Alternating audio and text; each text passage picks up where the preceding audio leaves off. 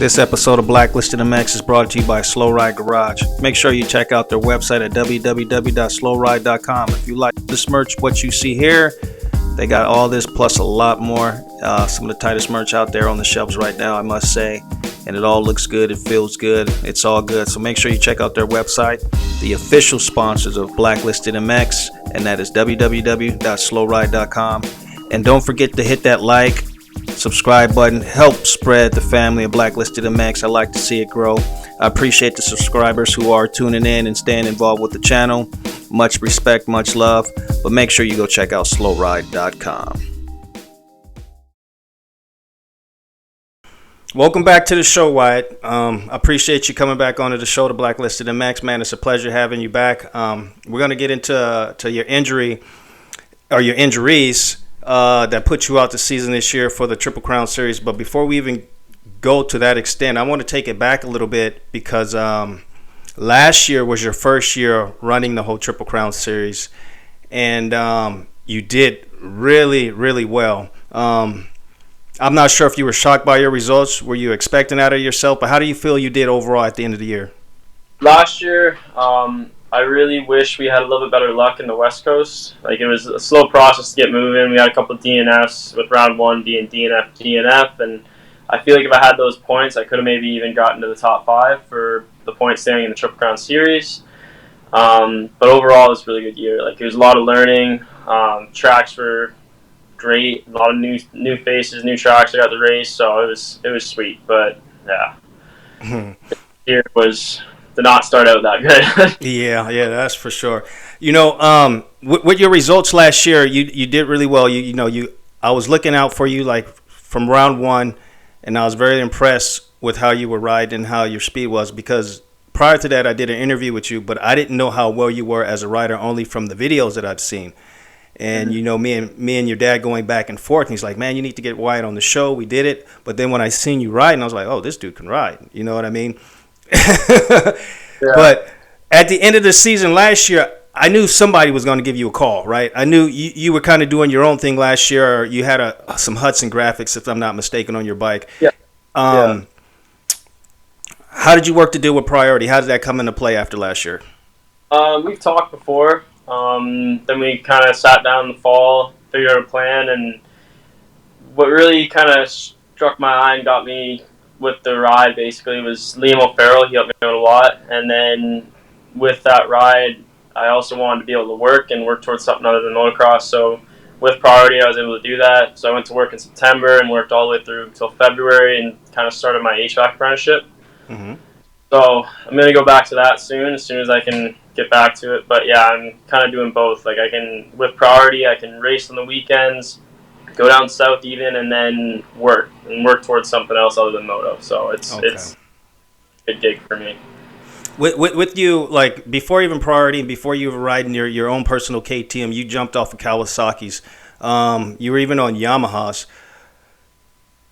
You rode your personal KTM throughout the year for last year Triple Crown. How was it actually jumping onto Priority's race bike as opposed to racing your bike and being a part of their team? So last year we had a pretty good bike. We had good motors. But then again, like from 2022 to 2023, the KTMs are like completely different. Like last year's bike versus this year's it's basically a different brand. Like they're similar in certain ways, but they feel completely different with the frame. So it's hard to compare it, but this year's race bike was really good. My suspension from Powerband was awesome. Like this winter, I did a bunch of testing with them, and like this bike this year was the most comfortable I've ever been on a bike. So but it's all good. Like from the winter, the 350, because that's what I rode all winter, and then I hopped on the 250, and it was like I was feeling. So, yeah, these bikes were really good this year. Good. Like I said, like when I seen you were coming off Kawasaki's and you jumped on that KTM. It seemed like that transition for you, looking from the outside in, was a really smooth, good transition. I think you adapted to that bike fairly well, pretty quickly.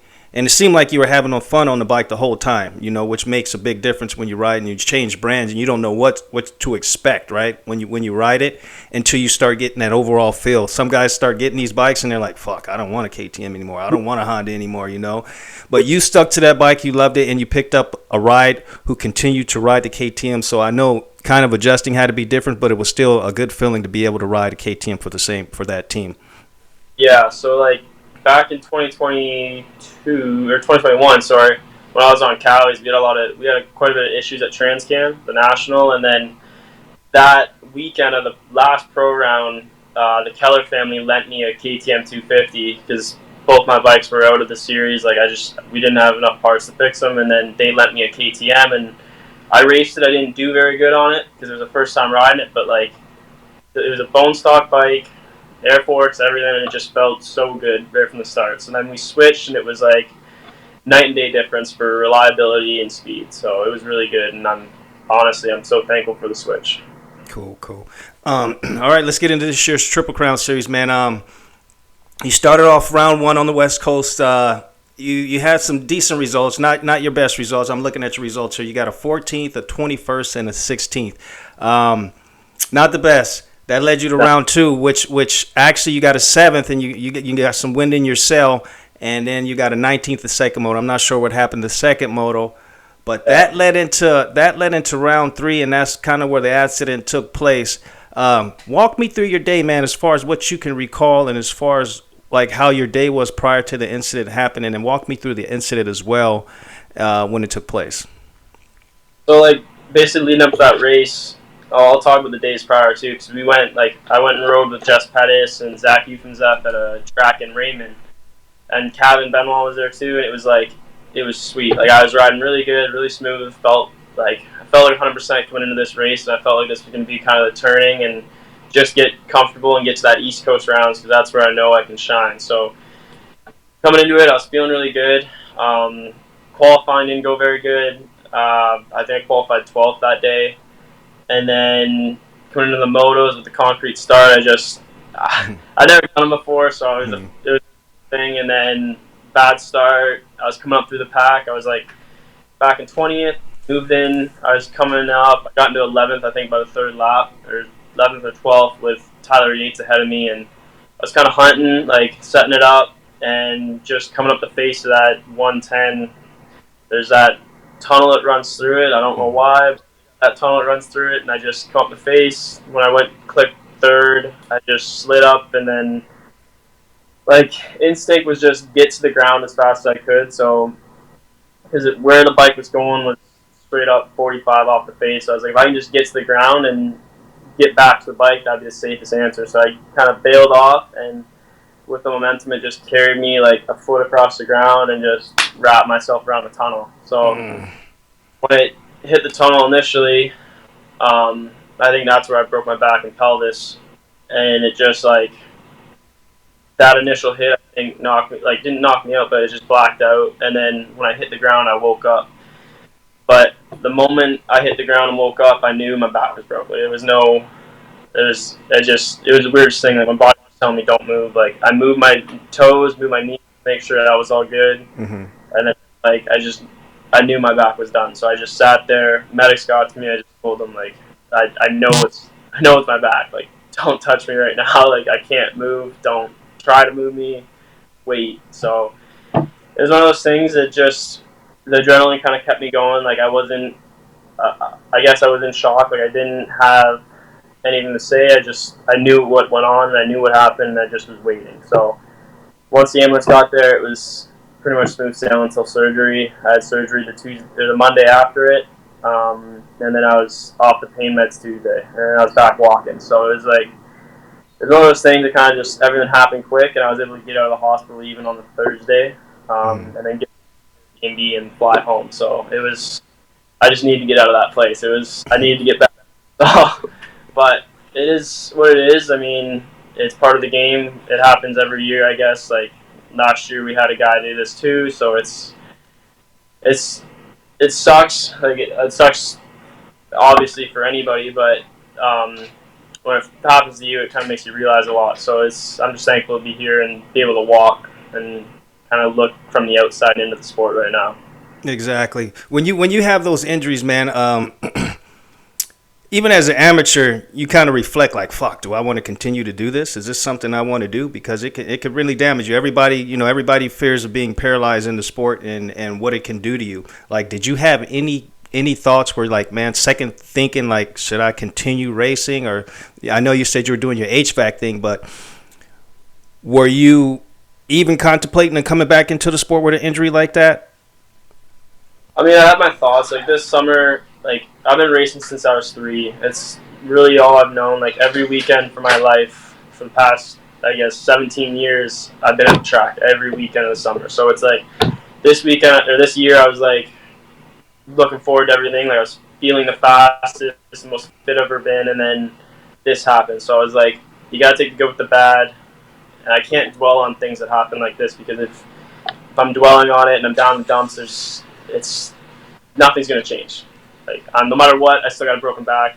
I'm still out for 6 months. So this summer's kind of like, it's written off, but I'm just gonna do everything I can to be back to the bike, and everything that I didn't get to do for all my life, I'm gonna do this summer. So the mountain biking, if I can get to it, like, just hang out with my friends and come to the races when they're on. So yeah, that was my question, man, was like, what are you doing on your off time now that you're not on the bike? I see you kind of getting yourself back into shape, or you're trying to get yourself back into shape. You got any other plans besides that, just hanging out with your buddies and kind of catching up on some real life time?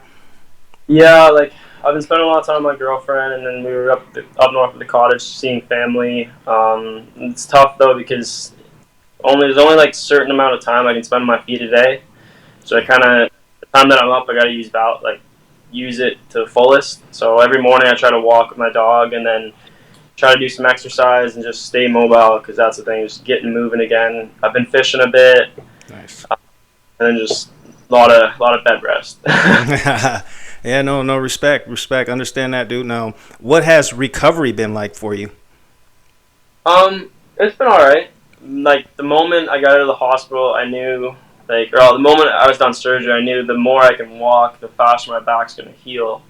But the problem is, I did my back and I did my pelvis. So they say I'm supposed to be walking for my back and resting for my pelvis. So it's like, they don't kind of go hand in hand. Mm-hmm. But it's just a lot of rest, ice, and walking. Okay. Haven't started physio yet. They said 6 weeks out from the injury, and 6 weeks is coming up next week, and they pushed my surgery or my next appointment back 2 weeks. So I'm kind of just playing the waiting game. So Yeah. It sucks. Pelvis is the worst thing to do. I honestly, as soon as I was out of surgery with my back, I was good to go. But the pelvis is just like, it's still swollen. I'm just like, there's nothing about it. Like, it's just ice and rest. So I feel bad for, like, everybody that's got to go through broken hips and hip replacement now. Like, I get it. I got to take care of myself when I'm older. But geez, it's tough. Yeah, I can imagine, man. Breaking your pelvis, dude, that's a thick bone that you don't really want to break, man. And every story I've heard about pelvis breaks, dude, it's not likely that you're gonna recover from that injury real quick, right? So, when are we actually gonna see you back on the bike? Realistically, man, when do you want to be on the bike? I want to be on a bike for October. Okay. Like, I feel like it's for me, but they said 6 months, which puts me into December. And if that's the case, I'm looking into buying like a 300 trail KTM bike and just riding woods all winter, and then getting back to it in the south. But if any luck, I'd like to be back for October and just back riding and just hanging out at the track, being able to have fun on a bike. So it's going to be a bit still. I'm planning to do some mountain bike racing once I can get back on a bicycle. Lots of biking, basically. That's it. Just cycling and mountain biking for the next little while. Okay. Well, Wyatt, man, that was it, man. I don't want to take too much of your Sunday, man. It was a pleasure catching up with you, man. It was good seeing you. You're a handsome dude, man. No homo. But you look good, man. And I wish you a speedy recovery, dude, and I can't wait to see you back on that bike. Thank you very much, man. It was good talking to you. You too, man. I'll see you out there. Tell the fam I said what's up, buddy. Yeah, we'll do. All right. Peace, Wyatt.